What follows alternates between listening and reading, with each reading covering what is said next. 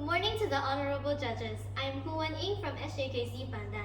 Today, I would like to share a fairy tale with you entitled Cinderella.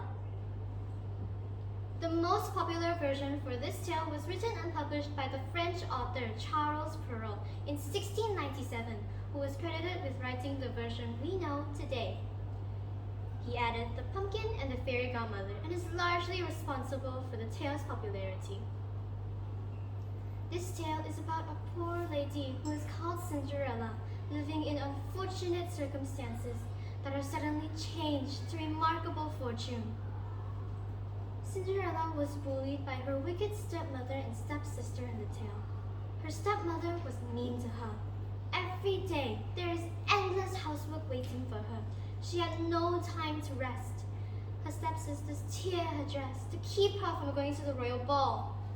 Cinderella is verbally abused by her family. Nowadays, domestic violence and language violence occur all around us. I feel that when we encounter violence, don't be afraid and don't hold back. We must face it bravely to stop it from happening. Although Cinderella lives in an unhappy family, she chooses to be happy and positive about life instead of complaining and whining all the time as a modern princess would do. I am amazed that she was still able to be happy in spite of all the abuse she had suffered. When she knew she couldn't go to the royal ball and was sad, I felt the same way.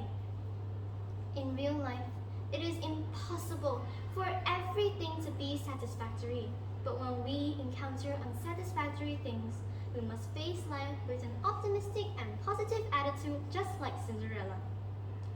Like every little girl's childhood dream, everyone wants to become a princess, and so do I. That's why I like fairy tales so much. What impresses me the most is that the fairy's magical power turns Cinderella into a beautiful princess. She put her in a beautiful gown and a pair of glass shoes. I was deeply attracted by the glass shoes that Cinderella wore. When I was young, I always imagined that I could be a beautiful princess and I can have many beautiful clothes to wear like Cinderella.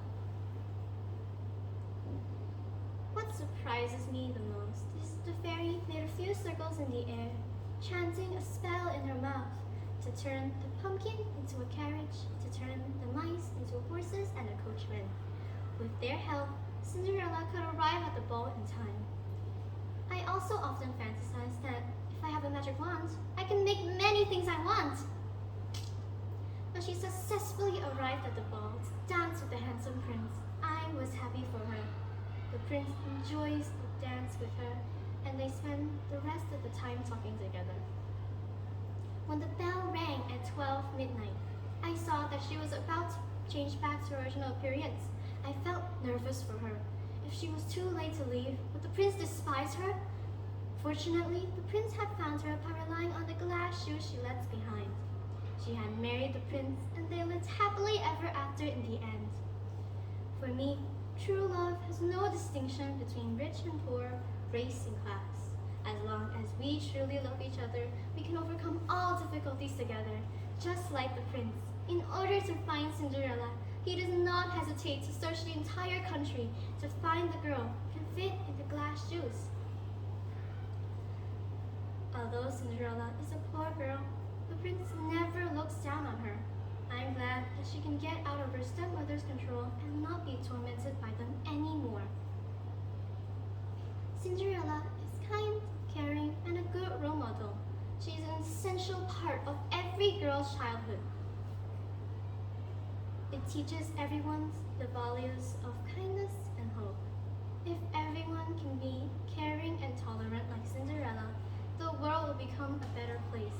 There will be no more unfortunate events if everyone can live in peace without being jealous or violent.